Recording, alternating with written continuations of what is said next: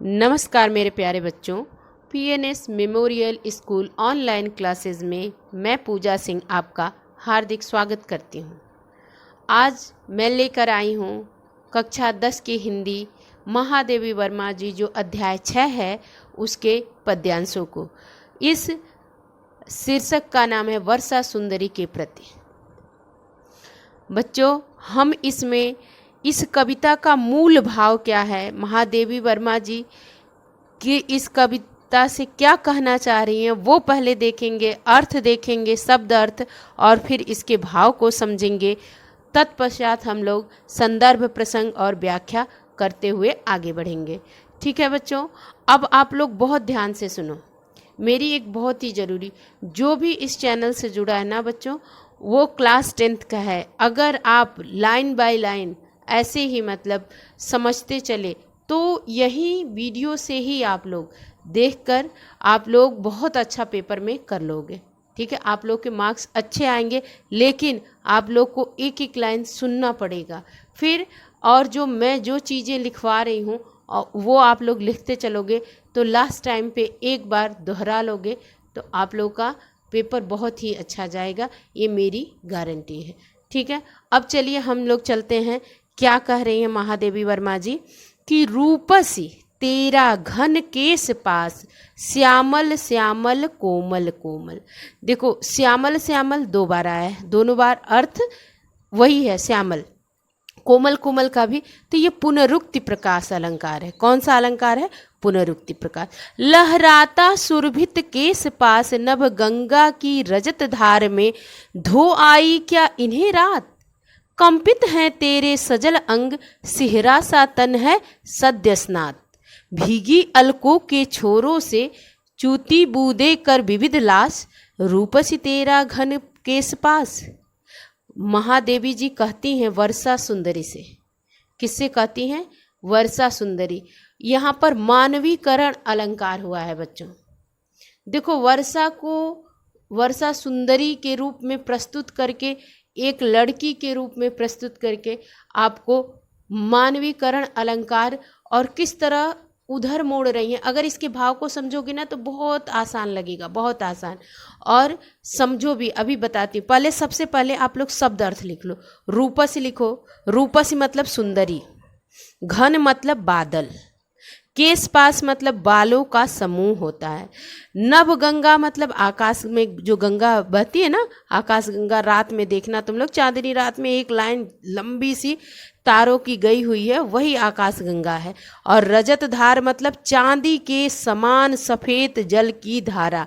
लिखते चलो, जो बोल रही हूँ वो लिखते चलो। रूपसी मतलब सुंदरी, घन मतलब बादल, केस पास मतलब बालों का समूह, नभ गंगा मतलब आकाश गंगा, रजत धार मतलब चांदी के समान सफ़ेद बाल की धारा, और सद्य स्नात मतलब तत्काल स्नान की हुई, और अलको मतलब बालों, और चूती मतलब टपकती बालों से पानी जो टपकता है, और लास मतलब आनंद पूर्वक नृत्य।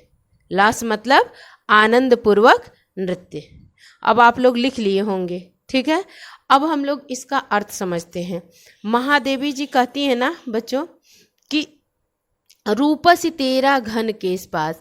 यहाँ पर ना कवियत्री जी ना किसको? वर्षा सुंदरी को संबोधित करते हुए कहती हैं कि हे वर्षा सुंदरी, तेरे जो घन केस पास, घन मतलब क्या होता है? बादल। ये बादल रूपी काले काले बालों का समूह है, जो घन के इस पास मतलब बालों का समूह है, जो वो कैसा अत्यधिक सुंदर है। तुम्हारे कोमल और काले और लहराता सुरभित केश पास मतलब सुगंधित बाल हवा में लहरा रहा है, जो कि बहुत अच्छे लगते हैं। ठीक ना, यहाँ तक आप लोग को समझ में। नभ गंगा की रजत धार में, नभ गंगा मतलब आकाश गंगा की, रजत धार मतलब क्या बताई हूँ आप लोग को कि रजत चांदी के समान उजली जल धारा में धोकर आई क्या इन्हें रात, रात में इनको धुलाई हो आकाश गंगा में, चांदी के समान उजली जलधारा में धोकर आई हो। तो यहाँ तक हो गया आप लोग का। कंपित हैं तेरे सजल अंग, कंपित हैं तेरे सजल अंग, क्योंकि तुम्हारे संपूर्ण अंग जो जल से भीगे होने के कारण शीत से कांप रहे हैं। क्योंकि तुम्हारे संपूर्ण अंग जो है जल से भीगे होने के कारण शीत से क्या हो रहे हैं, कांप रहे हैं। और क्या है, सिहरा सा तन। सिहरा सा तन ना, जैसे सिहरते हैं, शरीर को देखकर ऐसा रोमांचित होना, सिहरना। जैसे देखो अभी एकदम ठंडा सा हाथ पे कुछ पे टच हो जाए ना, बर्फ से सिहर जाएगा पूरा शरीर, एक कंपन सी होगी। वही यहाँ पर सिहरा सा तन है सद्य स्नात। अब देखो सद्य स्नात मतलब आप लोग को क्या बताई हूँ, क्या बताई हूँ बताओ। सद्य स्नात मतलब होता है तत्काल स्नान की हुई। सद्य स्नात मतलब क्या बताई हूँ, तत्काल स्नान की हुई। तो महादेवी जी कहती है ना कि जो तुम्हारा शरीर जो रोमांचित सिहरते हुए शरीर देखकर ऐसा लगता है कि तुम अभी अभी स्नान करके आई हो। क्या है, अभी अभी स्नान करके आई हो, क्योंकि तुम्हारे भीगी अलकों के छोरों से, ये बाल है, अलको मतलब बाल, अलको मतलब बाल, पलको अलको, जानते हो ना, पलक अलक, अलक मतलब बाल होता है। इसके छोर से, इसके किनारे से जो जल की बूंदें क्या कर रही हैं, चूती बूंदें कर विविध लास, मतलब आनंदित होकर नृत्य कर रही हैं। क्या कर रही हैं, आनंदित होकर नृत्य कर रही हैं। और जल की बूंदें बालों से, छोरों से, किनारों से टपक रही हैं। हे वर्षा सुंदरी रूपसी तेरा घन के, हे वर्षा सुंदरी, तुम्हारे जो ये बादल रूपी घने बालों का समूह है बहुत ही सुंदर प्रतीत हो रहे हैं। देखो बच्चों, कवि का हृदय कैसा होता है। देखो काव्य ना हृदय से निकलता है। काव्य कहाँ से निकलता है, हृदय से। अब इन्होंने बाल को ही वर्षा को ही क्या बना दिया है, वर्षा सुंदरी को कितना मतलब कैसा वर्णन किया है कि हमको कितना मतलब सोचना पड़ रहा है। देखो कि महादेवी वर्मा जी की सोच कितनी कैसी। देखो ये लाइनें किसके बारे में, वर्षा सुंदरी के बारे में। रूपसी तेरा घन केस पास, श्यामल श्यामल कोमल कोमल, लहराता सुरभित केस पास, नभ गंगा की रजत धार में धो आई क्या इन्हें रात, रात में इन्हें धो आई। अकंपित हैं तेरे सजल अंग, सिहरा सा तन है सदे, मतलब अभी तुरंत स्नान करके आई हो, इसलिए सिहरना रोमांचित होने से मतलब है। अभीगी अलकों के छोर से चलती बूंदे कर विविध लास। लास मतलब क्या बताई हूँ आप लोग को कि जैसे अभी जब नृत्य करना, क्या बताई हूँ आप लोग को, आनंद पूर्वक नृत्य करना ना, रूप से तेरा घन के इस पास। अब हम लोग संदर्भ प्रसंग व्याख्या देख लेते हैं, ठीक है। संदर्भ क्या है कि प्रस्तुत काव्य पंक्तियां श्रीमती महादेवी वर्मा द्वारा रचित नीरजा नामक ग्रंथ से हमारी पाठ्य पुस्तक हिंदी के काव्य खंड में संकलित वर्षा सुंदरी के प्रति शीर्षक कविता से अवतरित है। प्रसंग क्या है, यहाँ कवयित्री ने वर्षा का सुंदरी नायिका के रूप में चित्रण कर उसके सौंदर्य का बड़ा ही मोहक वर्णन किया है। और व्याख्या क्या है कि कवयित्री जी वर्षा सुंदरी को संबोधित करती हुई कहती हैं कि हे वर्षा सुंदरी, तेरा बादल रूपी काले काले बालों का समूह जो है अत्यधिक सुंदर है। तुम्हारे कोमल काले और सुगंधित बाल हवा में लहरा रहे हैं जो कि बहुत अच्छे लगते हैं। तात्पर्य यह है कि वायु से लहराते हुए बादल ही तुम्हारे सुंदर बाल हैं। कवयित्री पूछती हैं कि हे वर्षा सुंदरी, क्या तुम अपने इन बालों को रात में आकाश गंगा की चांदी के समान उजली जलधारा में धोकर आई हो, क्योंकि तुम्हारे संपूर्ण अंग जल में भीगे होने के कारण शीत से कांप रहे हैं।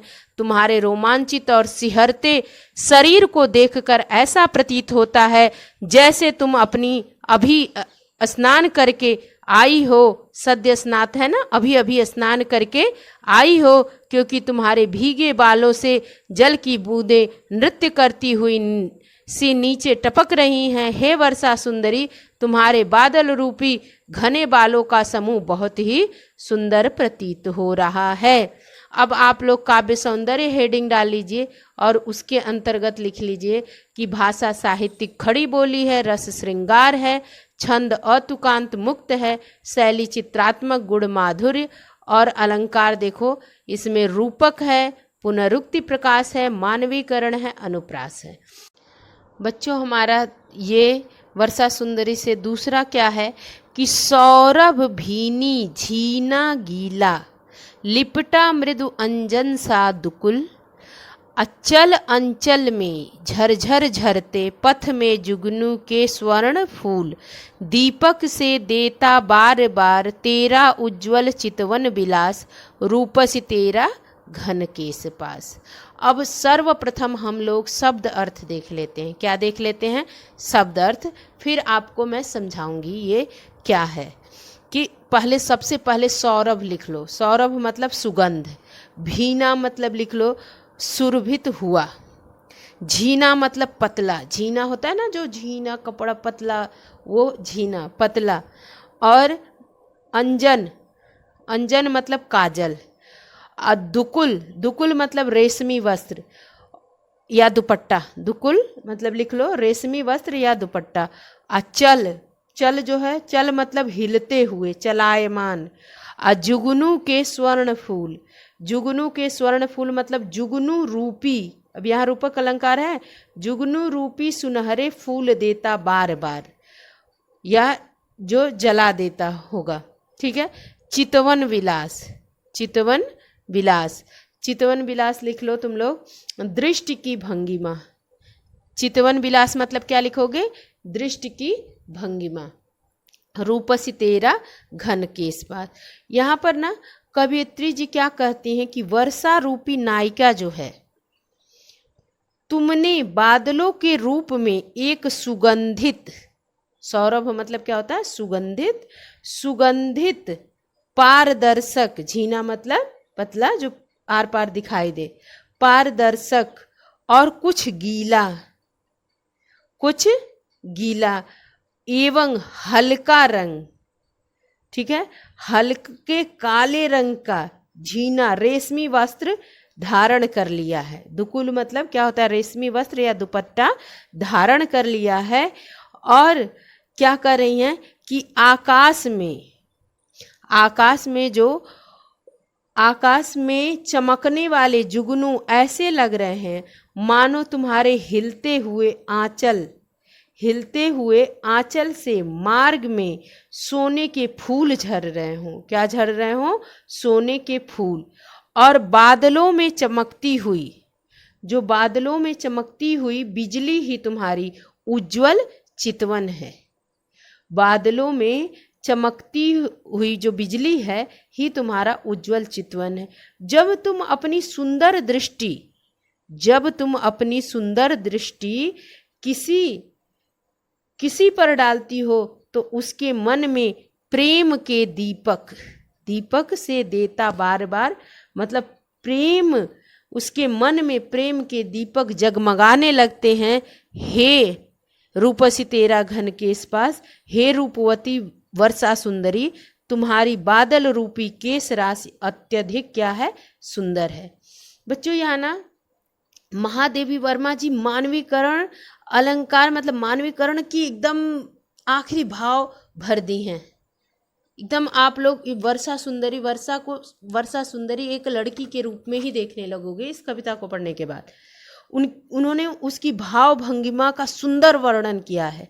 और वर्षा की विभिन्न वस्तुओं, जो विभिन्न वर्षा सुंदरी जो विभिन्न चीज़ें वर्षा काल में होती है ना, श्रृंगार प्रसाधनों के रूप में सबका प्रयोग किया है यहाँ पर। एकदम आपको चित्र के रूप में दिमाग में आने लगेगा आपके सामने। तेरा उज्जवल चितवन विलास में रूपक अलंकार है। कौन सा अलंकार है? चितवन तेरा उज्जवल चितवन विलास में क्या है कि रूपक अलंकार है। मृदु अंजन सा दुकुल, मृदु अंजन सा दुकुल में कौन सा अलंकार है? उपमा। वर्षा के चित्रण में मानवीकरण और अनुप्रास अलंकार है। ठीक ना बच्चों? अभी आप लोग को कुछ नहीं समझ में आया तो एक बार फिर बता देती हूँ कि महादेवी वर्मा जी कहती हैं कि वर्षा रूपी जो नायिका है, ठीक, हे वर्षा सुंदरी, तुमने बादलों में, बादलों के रूप में एक सुगंधित, पारदर्शक और गीला एवं हल्का काले रंग का जो अंजन लिखा है ना, अंजन, अंजन मतलब काजल, काले रंग का, काले रंग का झीना रेशमी वस्त्र धारण कर लिया है, तो कैसा लग रहा है? जो आकाश में चमकने वाले जुगनू ऐसे लग रहे मानो तुम्हारे हिलते हुए आंचल, चल अंचल ना, हिलते हुए आंचल, चल मतलब चलायमान होता है, अंचल मतलब आंचल। जो तुम्हारे आंचल है वो क्या कह रहे हैं कि मानो तुम्हारे हिलते हुए आंचल से मार्ग में सोने के फूल झड़ रहे हैं, पथ में जुगनू के स्वर्ण फूल, पथ मतलब मार्ग होता है, तो आंचल से मार्ग में सोने के फूल झड़ रहे हो। और क्या है कि दीपक से देता बार बार तेरा उज्जवल चितवन विलास रूपस तेरा घन केस पास। मतलब क्या है कि बादलों में चमकती ही, बादलों में जो चमकती बिजली है तुम्हारी उज्जवल चितवन है। जो बादलों के पास बिजली चमकती है ना, एक लाइन देखोगे ऐसे तुम लोग होगा, वो बिजली ही उज्जवल चितवन है। जब तुम अपनी ऐसी सुंदर दृष्टि किसी पर डालती हो तो उसके मन में प्रेम के दीपक जगमगाने लगते हैं। हे रूपवती वर्षा सुंदरी, तुम्हारी बादल रूपी केश राशि अत्यधिक सुंदर है। बरसात के मौसम में जब बिजली के साथ ना बारिश होती है तब आप लोग देखना कड़कती है बिजली, कैसे कैसे बादल एकदम काली घटा घेर लेते हैं। ये सारी चीज़ें जब आप लोग देखोगे ना तब इस चीज़ को, जैसे ना हृदय से, कविता हमेशा बोला जाता है ना हृदय से निकलता है, ऐसे सोच समझ के नहीं कि जब पहले से सोच के रखे रहोगे कि जब बादल गरजेगा तो ऐसा क्या होगा, नहीं, ये एक हृदय से निकलती है बातें, वो होता है कवियत्री की कविताओं में। कविता किसी के कवि या कवियत्री के तो ऐसी बातें निकलती हैं, ठीक है ना। इसके लिए आप लोग को इसमें डूबना होगा, तब इसके अर्थ को आप लोग जान सकोगे। अभी आप लोग को 2 बार बता दी, समझ में आ गया होगा।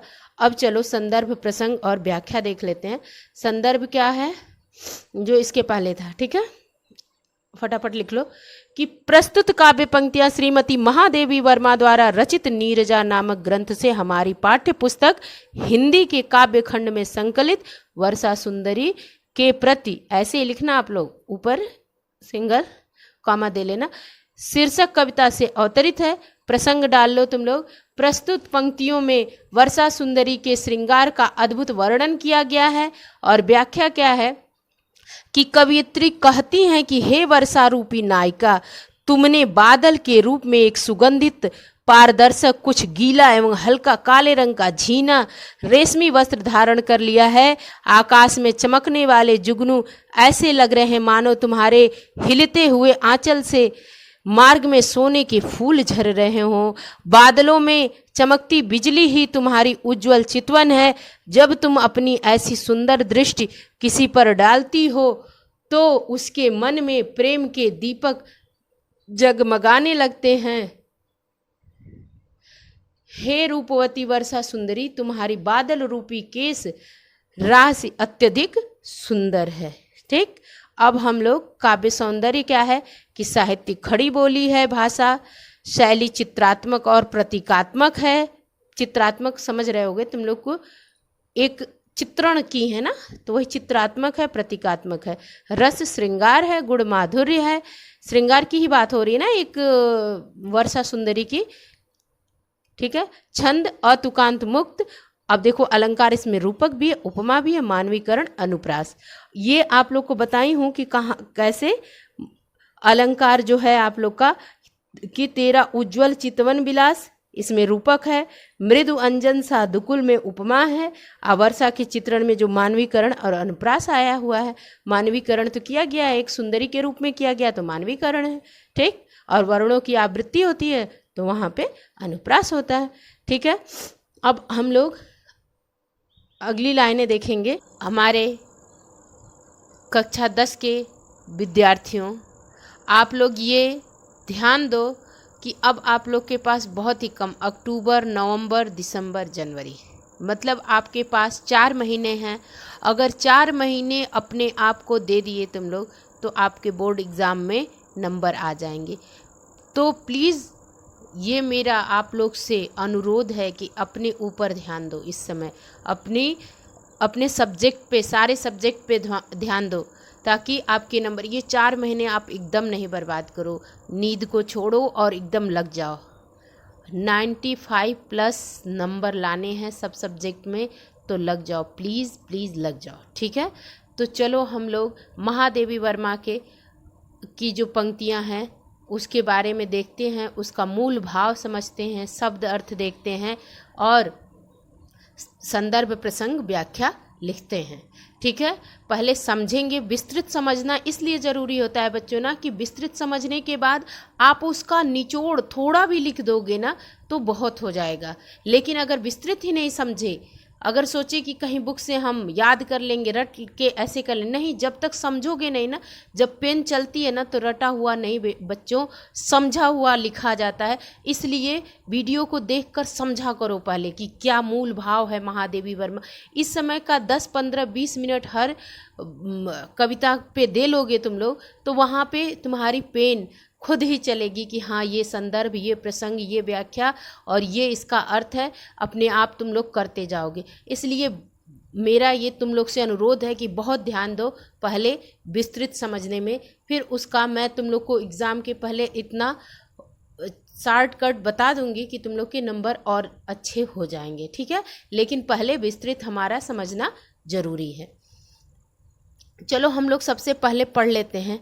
उच्छ्वसित वक्ष पर चंचल है, बकपातों का अरविंद हार, तेरी निश्वासे छू भू को, बन बन जाती मलयज बयार।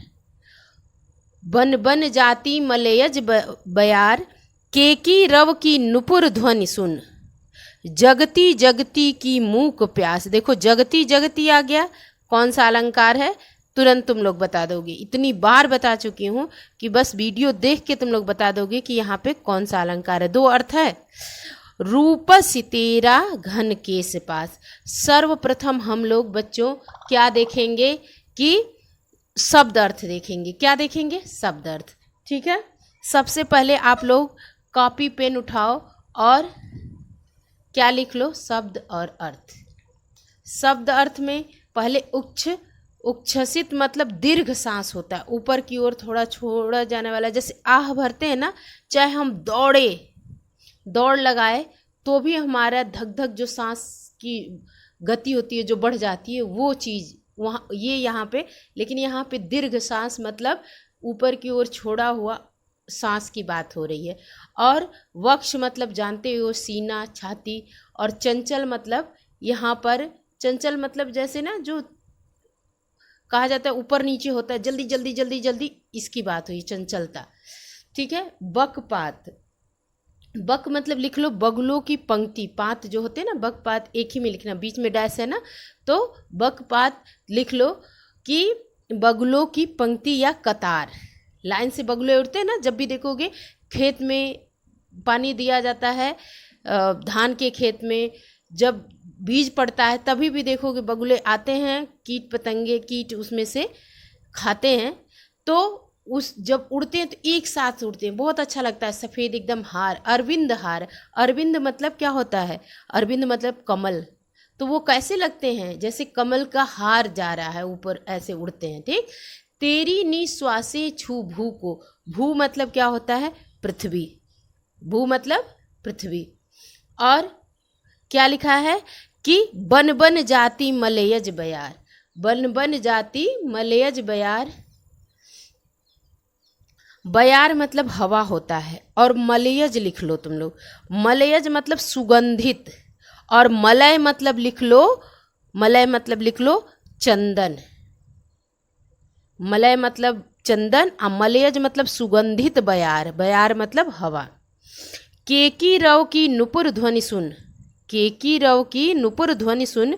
केकी रव मतलब लिख लो मोर की आवाज़, मोर की जो ध्वनि होती है ना उसको केकी रव।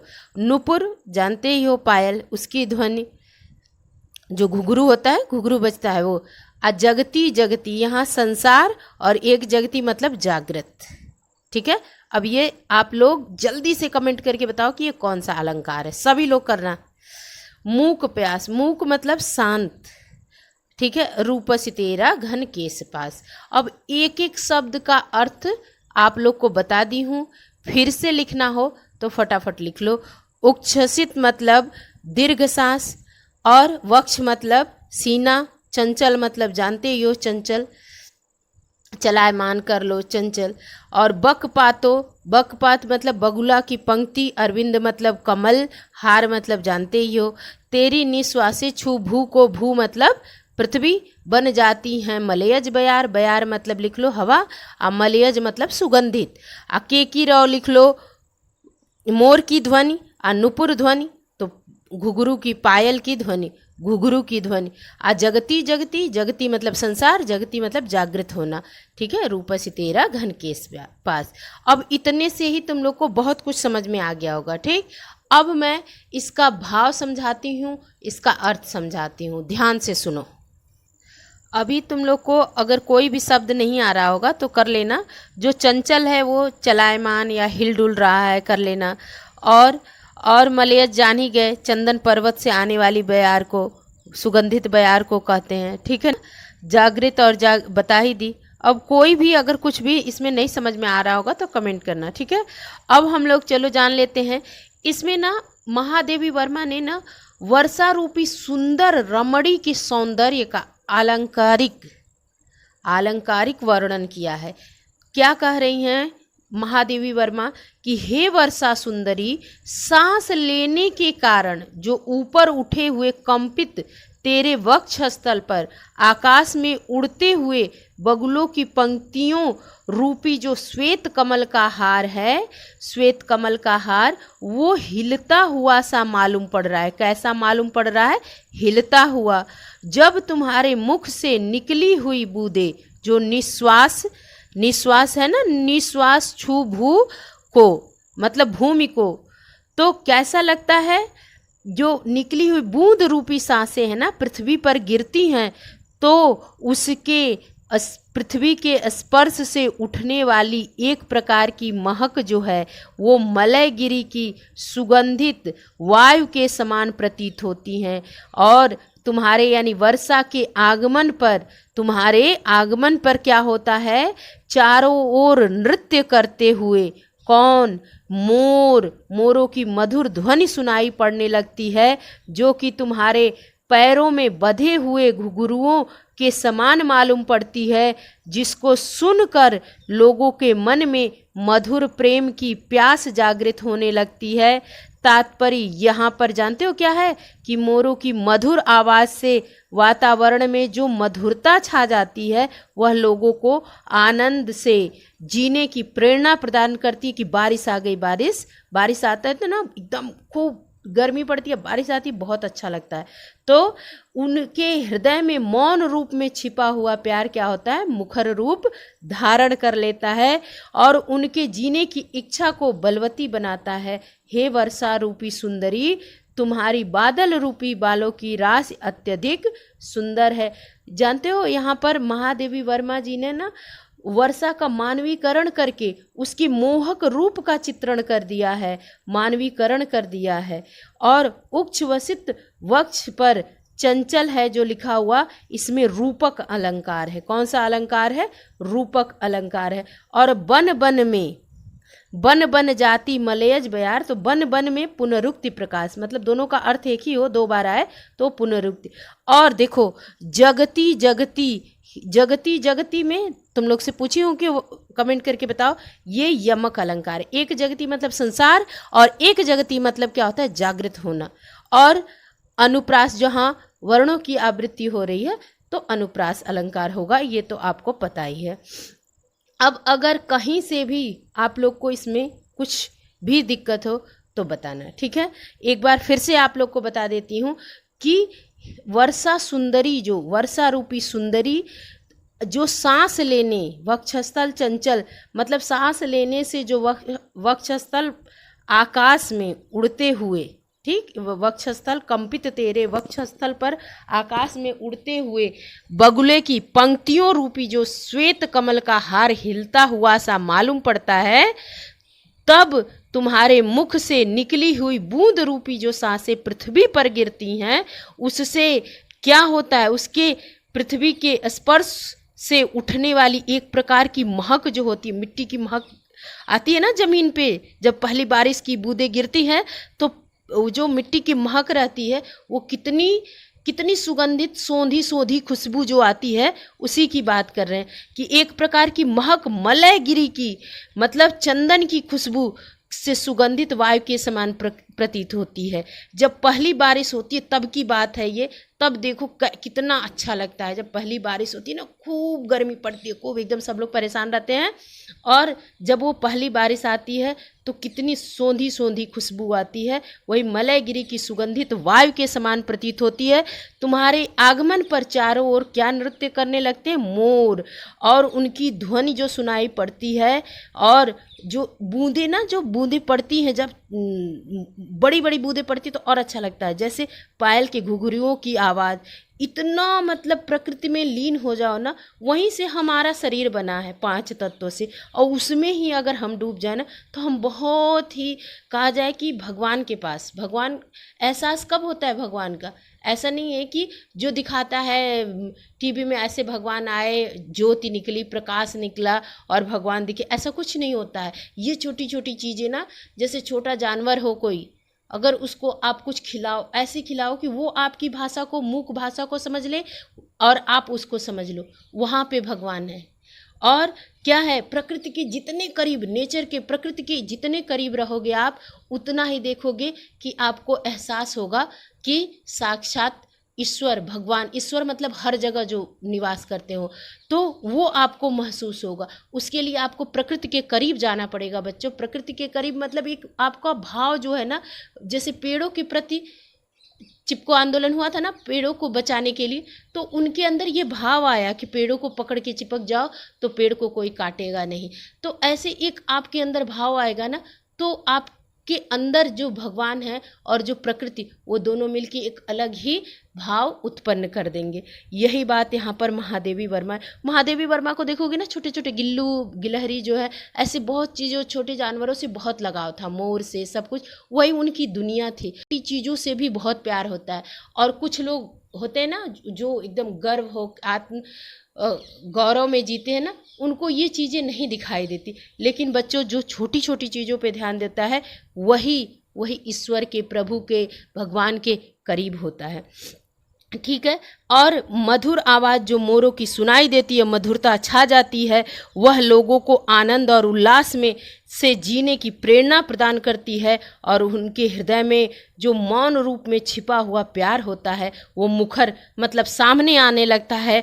और क्या होता है, उनके जीने की इच्छा को बलवती बनाता है।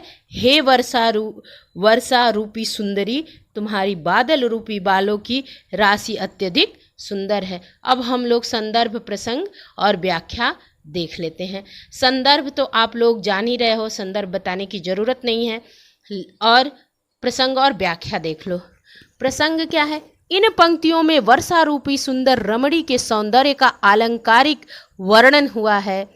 और व्याख्या, हे वर्षा रूपी सुंदरी, सांस लेने के कारण ऊपर उठे हुए तथा कंपित तेरे वक्षस्थल पर आकाश में उड़ते हुए बगुलों की पंक्तियों रूपी जो ही आए, रूपक अलंकार जान लेना। श्वेत कमलों का हार हिलता हुआ सा मालूम पड़ता है। जब तुम्हारे मुख से निकली बूंद रूपी सांसें, मतलब जब बूंद बूंद गिरती है पृथ्वी पर, तो उसके पृथ्वी के स्पर्श से उठने वाली एक प्रकार की महक, जो सौंधी खुशबू आती है, मलयगिरी की सुगंधित वायु के समान प्रतीत होती है। तुम्हारे आगमन पर चारों ओर नृत्य करते हुए मोरों की ध्वनि सुनाई पड़ने लगती है, जो कि तुम्हारे पैरों में बंधे हुए घुंघरुओं के समान मालूम पड़ती है, जिसको सुनकर लोगों के मन में मधुर प्रेम की प्यास जागृत होने लगती है। तात्पर्य यह है कि मोरों की मधुर आवाज़ से वातावरण में जो मधुरता छा जाती है, वह लोगों को आनंद और उल्लास से जीने की प्रेरणा प्रदान करती है। उनके हृदय में मौन रूप में छुपा हुआ प्यार मुखर रूप धारण कर लेता है, जो उनकी जीने की इच्छा को बलवती बनाता है। हे वर्षा रूपी सुंदरी, तुम्हारी बादल रूपी बालों की राशि अत्यधिक सुंदर है। काव्य सौंदर्य हेडिंग के अंतर्गत आप लोग लिख लीजिए कि भाषा साहित्यिक खड़ी बोली है, शैली चित्रात्मक है, रस श्रृंगार है, छंद कैसा है, अतुकांत मुक्त है, और गुण माधुर्य अलंकार रूपक। रूपी आया तुरंत जान लेना रूपक है। ये आप लोग को शॉर्टकट बता रही हूँ। यमक, यमक दो शब्द आए, दोनों का अर्थ मतलब एक शब्द दो बार आए, जगती जगती आया ना, और अर्थ दोनों अलग, तो यमक और अनुप्रास वर्णों की आवृत्ति हो। अब चलो हम लोग अगला पद्य देख लेते हैं। इन स्निग्ध लटों से छादे तन पुलकित अंकों में भर विशाल, झुक सस्मित शीतल चुंबन से अंकित कर इसका मृदुल भाल, दुलरा देना बहला देना यह तेरा शिशु जग है उदास, रूपसी तेरा घन केस पास। बच्चों देखो अब यहाँ पर शिशु जग है उदास, यहाँ पे वात्सल्य रस आ गया है। इन पंक्तियों में कौन सा रस आ गया है? वात्सल्य रस। सबसे पहले शब्द अर्थ लिख लो। स्निग्ध मतलब चिकनी, लटों से छा दे तन, तो तन जान ही रहे हो शरीर, और पुलकित अंकों में भर विशाल, पुलकित मतलब रोमांचित, और सस्मित झुक सस्मित शीतल चुंबन से, सस्मित मतलब लिख लो मुस्कुराते हुए, सस्मित मतलब मुस्कुराते हुए। अंकित लिख लो, अंकित मतलब चिन्हित, अंकित मतलब क्या होगा? चिन्हित। और मृदुल, मृदुल मतलब सुंदर लिख लो, प्यारा लिख लो। मृदु मतलब एकदम मुलायम सा, ठीक है।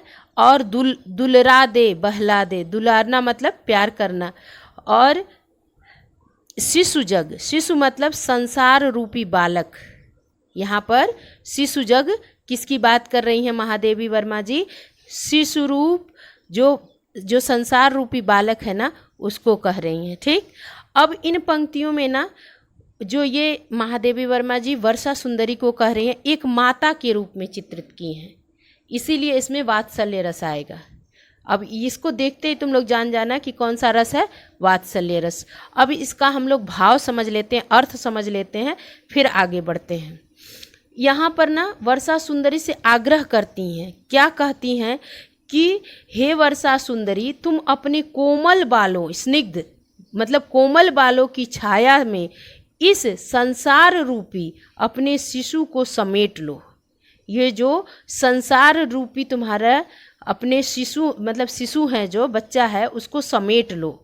किसमें? अपने कोमल बालों में, और उसे रोमांचित करके एवं विशाल गोद में, जो तुम्हारा विशाल गोद है उसमें गोद में ले लो, अंक में ले लो।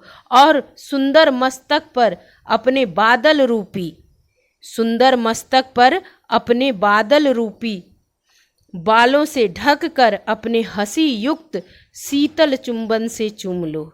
हे सुंदरी, तुम्हारे जो बादल रूपी बालों की छाया से मधुर चुंबन दुलार से इस संसार रूपी शिशु का मन बहल जाएगा और उसकी उदासी दूर हो जाएगी। और हे वर्षा सुंदरी, तुम्हारी बादल रूपी काली केस राशि बड़ी मोहक लगती है। यहाँ पर ना वर्षा में मातृत्व का सजीव चित्रण हुआ है तथा बच्चे के प्रति माता के कर्तव्य को बताया गया है, जो आपको प्रकृति का ऐसा सुंदर चित्रण देखने को नहीं मिलेगा बच्चों, नहीं मिलेगा। ठीक है। इसमें आप लोग मानवीकरण और रूपक है, अलंकार मानवीकरण और रूपक है। एक बार और इसका अर्थ समझ लो कि कवियत्री ना वर्षा रूपी सुंदरी से क्या आग्रह करती हैं कि जो तुम्हारे स्निग्ध कोमल बालों की छाया है, इससे संसार रूपी अपने शिशु को समेट लो इसमें, ठीक है, और उसे अपने रोमांचित और विशाल गोद में रखकर उसका सुंदर मस्तक अपने बादल रूपी बालों से ढककर और अपनी हंसी युक्त शीतल चुंबन से चूम लो। और हे सुंदरी, हे वर्षा सुंदरी, तुम्हारे जो बादल रूपी बालों की छाया से मधुर चुंबन और दुलार से इस संसार रूपी शिशु का मन बहल जाएगा और उसकी उदासी क्या होगी? दूर हो जाएगी जब बारिश होगी तब।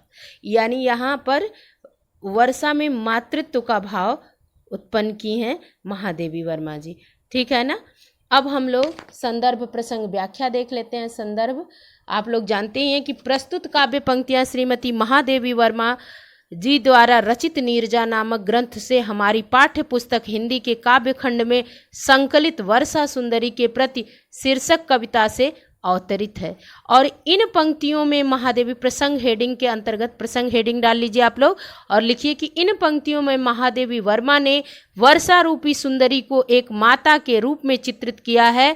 व्याख्या हेडिंग के अंतर्गत आप लोग लिख लीजिए कि कवयित्री वर्षा रूपी सुंदरी से आग्रह करती हैं। क्या आग्रह करती हैं कि हे वर्षा सुंदरी, तुम अपने कोमल बालों की छाया में इस संसार रूपी अपने शिशु को समेट लो, उसे अपनी रोमांचित एवं विशाल गोद में रखकर उसका सुंदर मस्तक अपने बादल रूपी बालों से ढककर अपने हंसी युक्त शीतल चुंबन से चूम लो। हे सुंदरी, तुम्हारे बादल रूपी बालों की छाया से, मधुर चुंबन और दुलार से इस संसार रूपी शिशु का मन बहल जाएगा और उसकी उदासी दूर हो जाएगी। हे वर्षा सुंदरी, तुम्हारी बादल रूपी काली केश राशि बड़ी मोहक लग रही है।